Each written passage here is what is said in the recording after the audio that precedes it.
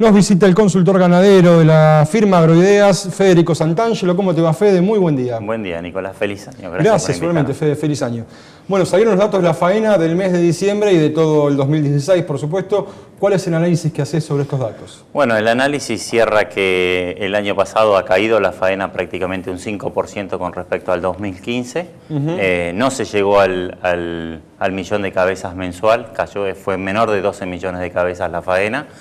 Empezó a aparecer la faena en los últimos meses, en el último trimestre, donde venía creciendo, venía superando el millón de cabezas. Anteriormente había sido 1 o 2 meses por encima de esta, y con un promedio de un 42% de faena de hembra, lo que mantuvo este periodo de retención de vientres. O sea, 42% de la faena de hembras, el promedio anual es el promedio anual. En los últimos 2 meses, noviembre y diciembre, fue un poquito por arriba de ese valor. Empezó a aparecer la hacienda. Recordemos que el año pasado, durante el segundo trimestre, que es la época donde se encierran los animales, en los feedlots tuvo muchos problemas con el tema de las lluvias, con el tema del barro. Entonces los feedlots no se ocuparon correctamente. Mucho problema del agua. Recordad todas las inundaciones de Santa Fe, de parte de Córdoba. Los feedlots se llenaron a partir de julio de este año, y bueno, era lógico que la hacienda empezara a aparecer en el último trimestre. O sea, vos decís que la mayor faena de hembras responde a la salida de hembras justamente de los feedlots, más que a un freno en el proceso de retención. Sí, yo creo que empezó a aparecer la hacienda en el último trimestre. No creo que haya sido el freno para el proceso de retención. Vamos a ver qué es lo que pasa con respecto en este año, ¿no? Este año que comienza. ¿Y qué pasa con la faena de machos? ¿Qué análisis se hace? Los machos fue más o menos parecido a lo que correspondió al año 2015. No hubo grandes variaciones, te diría que fue casi cero.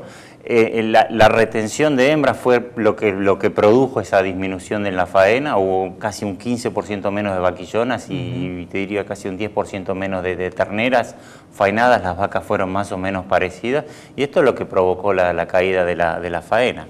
Ahora, esta caída del 5% de la faena también hizo esta disminución de la oferta, que los precios se hayan mantenido en términos importantes, fundamentalmente durante los 3 primeros trimestres del año. Claro, ahora en el último tramo del año hay un freno, un mercado mucho más tranquilo. Si uno compara diciembre contra diciembre, el precio de la hacienda aumentó muy poquito, apenas un 5%. El salto lo dio a fines del año pasado y después, claro, ¿no? El salto grande había sido en noviembre, justamente.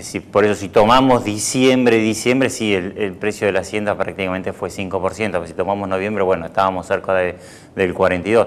El tema es que ahora, con un consumo deprimido, como se observó en los últimos tiempos como consecuencia de los problemas económicos, con un mercado deprimido, cuando empezó a aparecer la hacienda, los precios de la hacienda se volcaron, no así tanto los de la carne, ¿no? Claro, bueno. Fede, hubo otra novedad importante ayer, un decreto oficial que restableció los reintegros a las exportaciones agropecuarias, entre ellos a la carne vacuna, ¿no?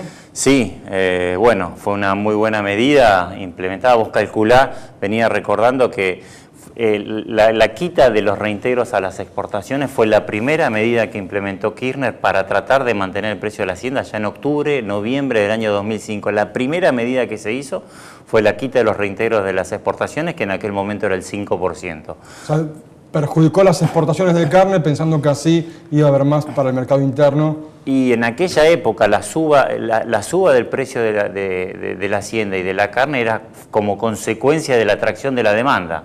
Rusia venía a comprar fuerte en Argentina, no podía comprar mucha carne en otros países, venía a comprar, y como consecuencia de la atracción de la demanda subieron los precios. Después subieron los precios como escasez de oferta, no por la suba. Sí, además en 2005 ya el país estaba reaccionando y había también más consumo interno. Había más consumo interno. Menos oferta de pollo y de cerdos. Menos oferta de pollo y de cerdo, y una gran tracción de la demanda. Recordá que en el 2006 fueron 750.000 toneladas exportadas. Claro, sí, señor. Bueno, a la industria frigorífica, esta devolución de los reintegros, ¿en qué porcentaje son? Los reintegros son, dependiendo de los productos, entre el 2,5% y el 4%.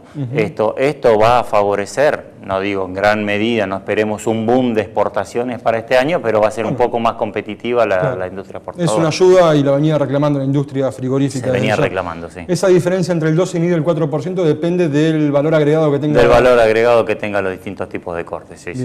Bueno, Fede, ¿qué nos podés comentar sobre el 2017? ¿Cuáles son las perspectivas para la actividad ganadera? Y yo este año vemos que para nosotros va a ser un año relativamente tranquilo. Veníamos con 2 años muy buenos de la ganadería. ganadería, vos recordás que generalmente la ganadería sube en términos de precio por escalones, viene planchado y sube fuertemente.